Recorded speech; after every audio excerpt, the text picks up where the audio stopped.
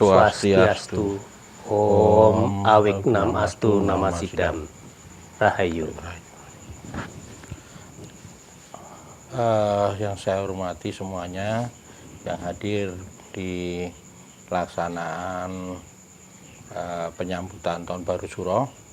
Hari ini saya Cokro Adinagoro bersama Kanjeng Pangeran Arya Rekso Diningrat melaksanakan upacara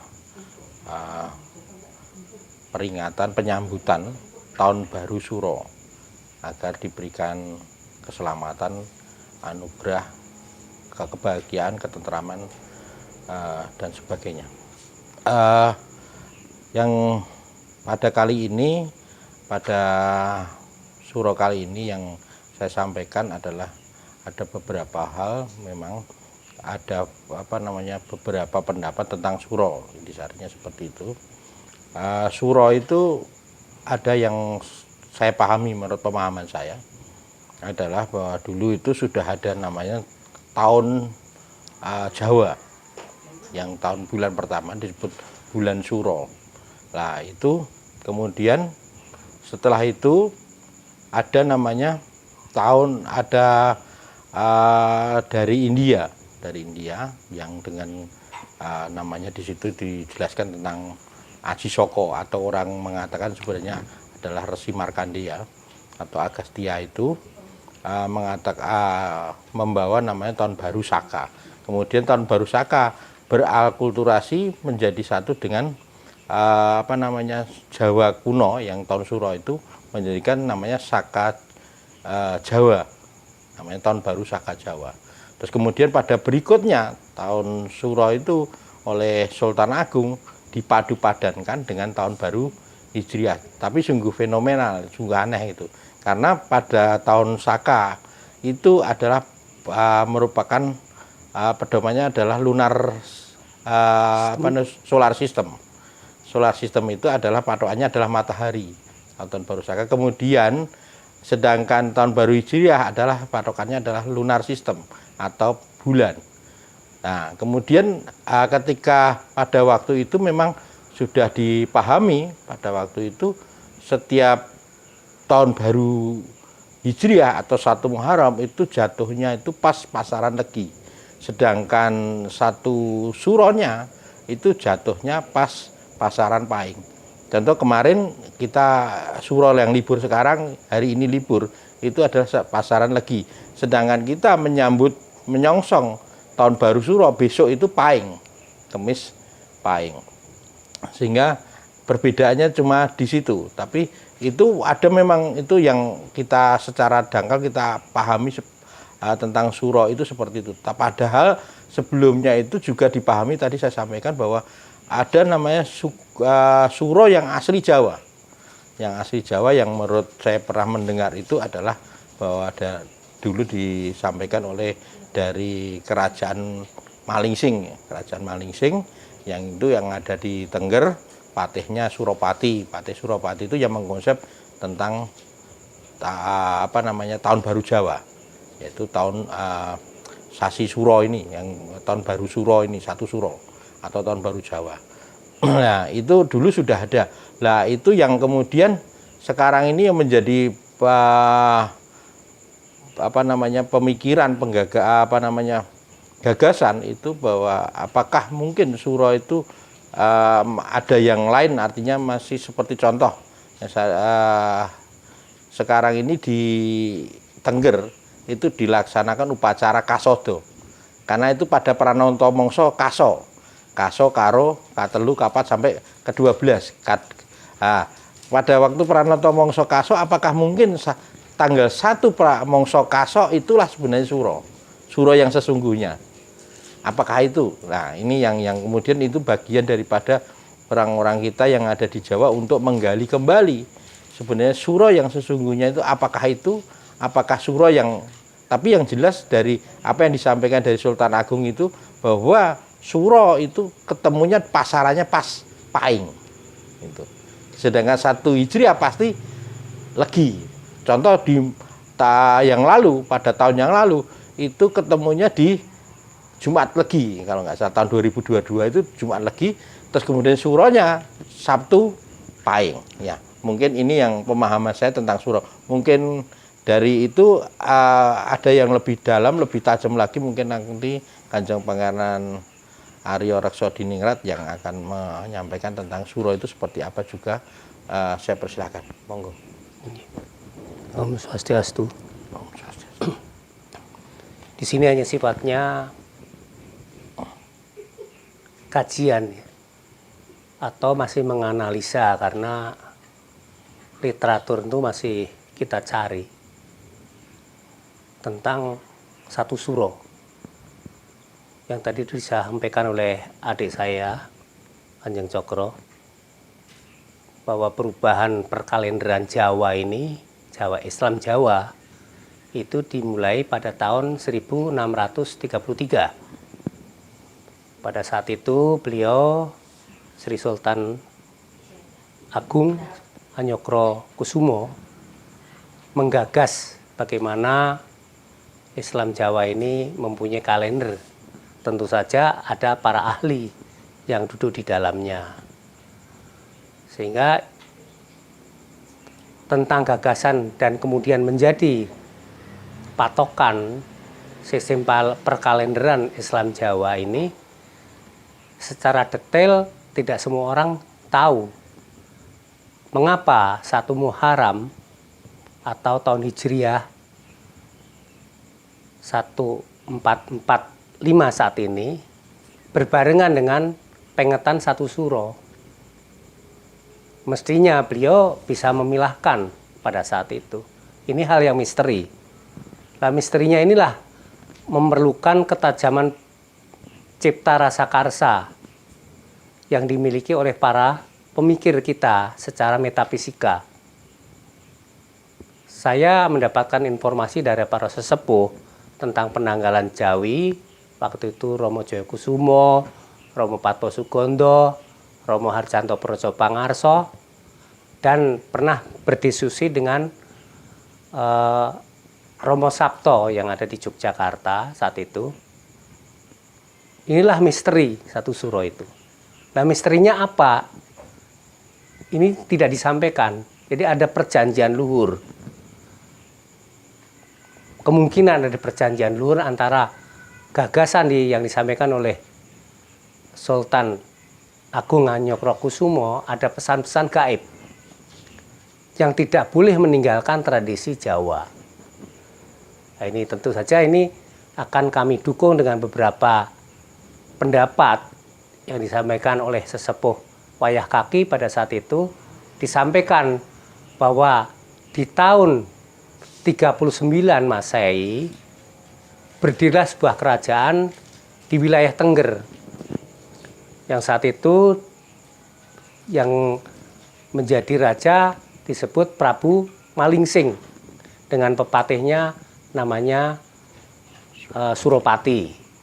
Dan beliau mempunyai penderek, mempunyai pengemong yang merupakan manifestasi Sang Hyang Ismawi yang disebut dengan Ki Buddha Munang Munung. Ini penasihat spiritual beliau. Nah, siapakah yang disebut dengan Prabu Malingsing? Beliau bercerita bahwa Prabu Malingsing itu merupakan keturunan dari Prabu Parikesit. Di akhir kejayaan pada zaman kerajaan Hastinapura yang dipimpin oleh Puntadewa pada saat itu. Nah, Prabu Parikesit ini adalah putra dari Abimanyu yang berkedudukan saat itu. Karena kita tidak tahu Indonesia pada saat itu berada di posisi di wilayah Tengger saat ini. Makanya di sana disebut dengan gunungnya Bromo. Bromo itu sebenarnya di dalam manifestasi Tuhan Yang Maha Kuasa sebagai pencipta alam semesta. Kemudian diutuslah pepatihnya yang namanya Suropati itu untuk mempertahankan peradaban Nusantara. Yang saat itu bukan Nusantara namanya, yaitu Salmali Dwipa. Salmi Dwipa. Di tahun 39 Masehi itu sudah ada kerajaan yang ada di wilayah Tengger. Tandanya yang ada di saat itu ada yang disebut dengan Candi Ponten. Candi Ponten itu yang saat ini sering dipakai untuk petirtan di wilayah Tengger. Tetapi kita sendiri yang beragama Hindu tidak pernah mengkaji tentang Ponten ini. Siapa, kerajaan apa, dan prasasti apa yang ada di sana. Menurut Romojo Padmosugondo, semuanya itu ada di negeri Belanda untuk membuka misteri ini. Lah kapan ini terjadi? Kalau ada pimpinan negara kita ini yang berani mengambil, bertukar istilahnya, maka akan terungkaplah sejatinya bangsa Indonesia. Ini yang pernah saya dengar dari beliau, tokoh wayah kaki, Ki Padmosugondo Sawargo. Nah, di situ disebutkan bahwa ajaran-ajarannya hanya sederhana, yaitu tentang budi pekerti sebenarnya, budi pekerti. Dan yang kedua pitutur. Pitutur dari seorang guru pada murid, dari orang tua kepada anak-anaknya. Nah, ini dua ini sudah hampir punah di negara kesatuan Republik Indonesia, terutama di tanah Jawa. Kalau ini dua ini sudah tidak ada, merupakan tanda-tanda kehancuran dari segi moralitas bangsa kita. Karena budi pekerti tidak punya, kemudian pitutur sudah tidak ada, sehingga anak berani dengan orang tua, dengan guru, ini karena etika tidak punya. Ini yang pernah disampaikan. Nah, kemudian berkaitan dengan satu suro itu apa? Sebenarnya satu suro ini, menurut beliau-beliau ini adalah sama dengan bangsa-bangsa lain yang mempunyai tahun baru.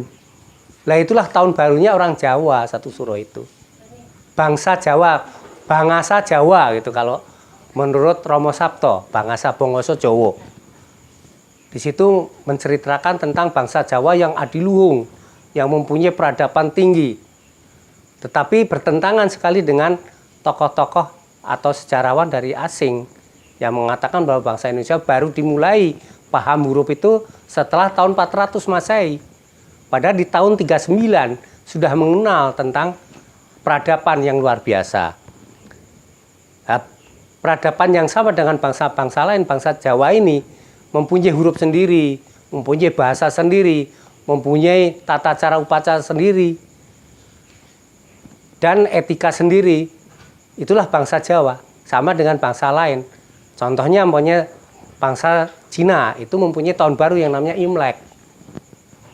Kemudian Saka itu adalah dari Kaniska, bukan asli Jawa. Kemudian Masehi itu kelompok-kelompok Eropa. Hijriah itu Timur Tengah. Kemudian Jepang pun juga mengenal yang disebut dengan tahun Showa. Showa ini adalah Jepang. Artinya bahwa bangsa Indonesia pada saat itu setara dengan bangsa-bangsa lain yang mempunyai tahun baru. Nah, tata cara pelaksanaannya tentang satu suro zaman dulu diceritakan luar biasa beratnya. Karena berpuasa tidak makan pun sampai 40 hari. Melaksanakan namanya tapa brata yang disebut dengan upawasa itu 40 hari. Kemudian melek pun 40 hari yang disebut dengan pajagran. Kemudian munabrata membisu itu 40 begitu beratnya kalau zaman sekarang sudah tidak kuat untuk melaksanakan ini. Karena apa? Kualitas manusia pada saat itu memang setara dengan para kadewatan kan gitu. Ini. Kemudian ada perbedaan. Satu suro yang merupakan tahun barunya orang Jawa itu tidak penuh dengan foya-foya, tidak rame-rame. Dia diam. Dia melaksanakan istilahnya meditasi, melaksanakan olah kanuragan, olah budi untuk menciptakan kebenaran yang abadi, kebenaran yang mutlak. Dan tata cara lain dibahas banyak sekali tentang satu suro pada saat ini. Ada yang membersihkan pusaka, ada yang naik gunung, ada yang istilahnya pendem, ada yang ngalong, ada dan bermacam-macam itulah yang dilaksanakan pada saat satu suro ingin bertemu dengan Sri Radha Krishna di Gunung Lawu, ada yang ingin ketemu dilaksanakan pada satu suro. Tetapi apa sejatinya sebenarnya? Bukan itu. Tetapi yang sejatinya kemanunggaling kita dengan Sang Maha Pencipta, antara Brahman dan Atman. Itu yang mungkin saya sedikit menyampaikan Sehingga budaya, tahun baru itu budaya gitu loh, bukan agama. Budaya suatu bangsa. Tetapi saat ini kan diklaim bahwa Saka itu miliknya Hindu. Kemudian Masehi miliknya bangsa Eropa atau yang Kristiani. Hijriah miliknya Muslim. Tetapi itu sebenarnya budaya suatu bangsa. Kehadiran bangsa itu sendiri. Tetapi satu suro fenomenanya anehnya gitu. Tidak pernah dirayakan oleh orang-orang yang saat ini hidup di Negara Kesatuan Republik Indonesia. Kalau saya melihat secara nyata itu malah justru para penghayat. Para penghayat dan para aliran kepercayaan ini sangat getol sekali merayakan satu suro.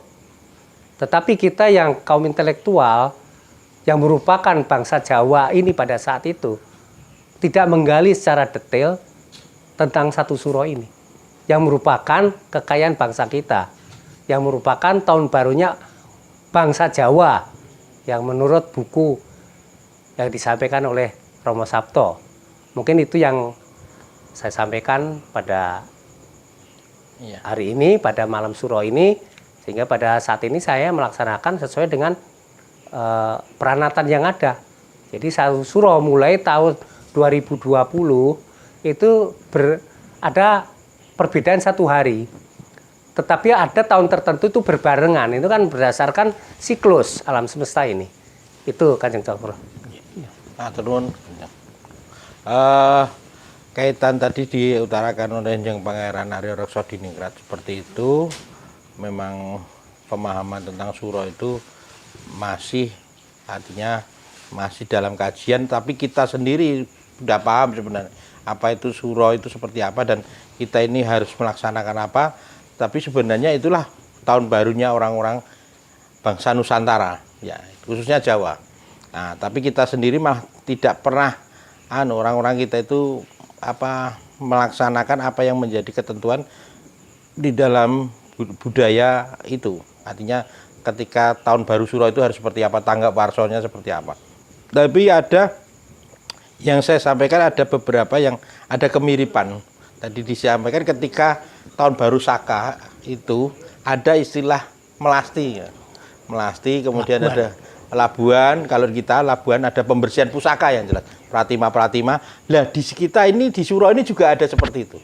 Jadi ada pembersihan pusaka, kemudian kirap budaya, kemudian ada juga tadi ada mendengar dari tahun ke tahun selalu ada kirap namanya Kerbo Bule.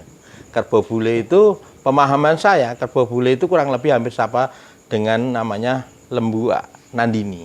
Lembu Nandini artinya Kerbo Bule itu kalau orang dulu mengatakan kebun jatipan. Kebun jatipan itu kebu yang warnanya putih. Itu simbol-simbol daripada Siwa. Simbol-simbol dari Siwa. Bahwa kalau di dalam melaksanakan penyambutan tahun baru, paling enggak kita harus membersihkan diri. Tadi ada melasti pembersihan ya. Kita membersihkan diri untuk berintrospeksi diri, mawas diri. Sehingga di situ kita harus tadi yang disampaikan meditasi, melihat diri kita. Sehingga apa yang sudah kita lakukan benar apa enggak, baik atau tidak, sehingga kedepannya akan lebih baik seperti itu. Sehingga di situ ketika kita bermeditasi, ya, itu akan merenungkan apa yang menjadi apa yang sudah kita pikirkan, kita karyakan, kita perbuat untuk diri sendiri, keluarga, masyarakat, dan bangsa dan negara. Seperti itu. Sehingga kita ke depan akan mungkin lebih baik. Nah, yang tadi saya sampaikan bahwa Kerbo Bule atau namanya itu Kiai, kalau orang mengatakan Kiai Slamet ya, kalau sekarang dikatakan Kebu Kiai Slamet. Karena kalau kita di istilah Hindu itu kita kalau sering melakukan pemujaan kepada Siwa, salah satu bagian daripada Siwa adalah Lembu Nandini atau kebun jatipan. Kita akan selalu diberikan pengayoman, diberikan keselamatan gitu loh. Artinya seperti itu. Artinya memang Kerbo Bule itu atau kebun jatipan atau Lembu Nandini itu kalau di kita itu sifatnya disakralkan. Disakralkan itu dianggap, tadi saya sampaikan, dianggap seperti orang tua kita. Jadi namanya lembu itu tidak ada yang kalau di Artinya bukan berarti tidak boleh disembelih itu karena apa? Karena dianggap orang tua kita. Tidak boleh dijual karena dianggap orang tua kita. Kerbau itu karena bekerja bekerja di ladang, di sawah, itu seperti bapak orang tua kita yang memberi kehidupan pada diri kita. Sehingga jarang namanya, apalagi di Bali jarang namanya sapi itu, lembu itu disembelih atau dijual karena dikeramatkan.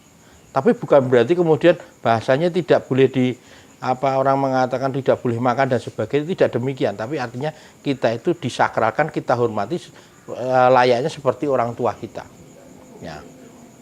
Jadi disitulah kemudian kalau kita menghormati simbol-simbol itu, kita itu akan diberikan semacam anugerah keselamatan, ketentraman, kebahagiaan itu. Karena ketika memuja, tadi bukan memuja, artinya kita memberikan penghormatan kepada lembu andini, artinya seperti penghormatan khusus, kemudian itu artinya kita itu sama dengan mendekatkan diri kepada Tuhan, sebagai personifikasinya adalah Siwa. Nah, Siwa adalah simbol kesucian, pembersihan, sehingga ketika kalau kita suci, bersih dan sebagainya, kita akan hidup kita lebih tenang, damai, tentram, sehingga kita akan hidup kita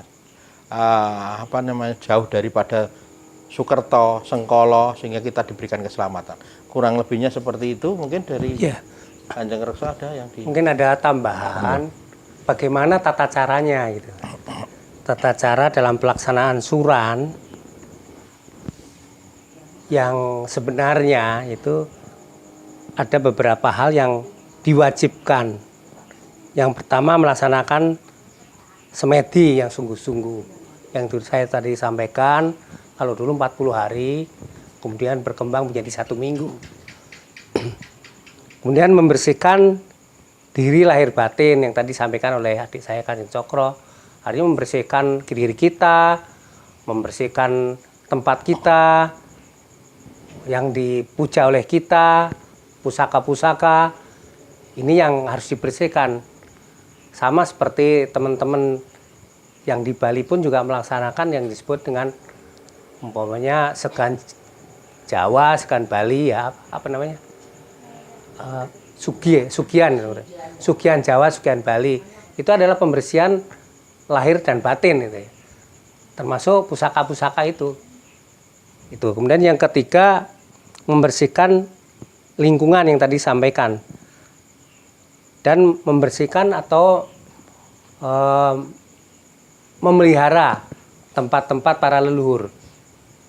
Para leluhur, kalau istilah-istilah dulu itu mungkin salah satunya ya melaksanakan sadranan ya, tetapi ada jeda waktu antara suran dan acara sadranan. Tapi itu pun diwajibkan sebelum suran dilaksanakan pembersihan tempat leluhur kita. Kemudian melaksanakan sesaji yang pokok adalah bubur suran gitu. Bubur suran yang jumlahnya disesuaikan dengan neptu. Kalau maunya kemis pahing, berarti jumlahnya yang harus diberikan jumlah neptu itu. Kemis jumlahnya 8, pahing jumlahnya 9 ya.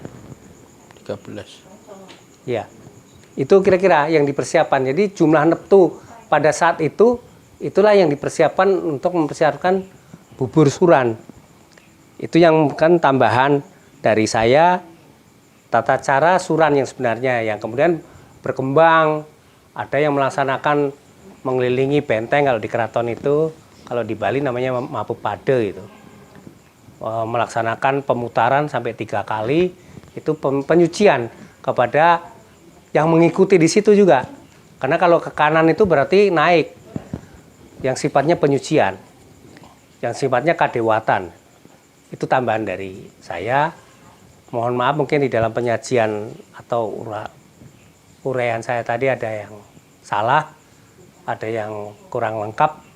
Ini perlu ada diskusi-diskusi yang berkaitan dengan satu suro yang sebenarnya. Demikian. Ya, terima kasih Kanjeng Rekso. Jadi kalau seperti sekarang ini yang sudah kita lakukan adalah sesuatu yang memulai, yang itu sudah bagus, yang sebenarnya sudah kita lakukan dari tahapan-tahapan tadi, termasuk kita membersihkan pusaka-pusaka, membersihkan lingkungan kita, membersihkan tempat-tempat sakral, contohnya tempat pemujaan leluhur dan sebagainya, kemudian tempat pemujaan kepada dewata dan sebagainya, termasuk pembersihan terhadap diri.